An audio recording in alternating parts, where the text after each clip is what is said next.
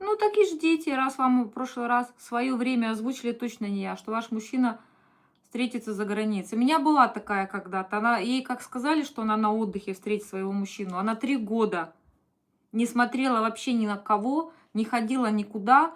Все копила деньги, чтобы уехать в отпуск и там найти. И за 3 года просто выгорела в этих ожиданиях. Вы верите в то, что вам говорят?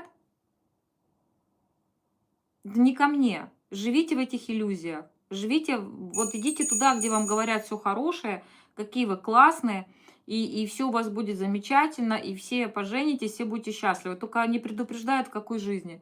Это не ко мне. Я реально смотрю на вещи. Поэтому я такие вопросы не смотрю. Для меня это глупость, дикость и, простите, тупость, когда люди просто прожигают годы своей жизни в никуда, потому что кто-то сказал.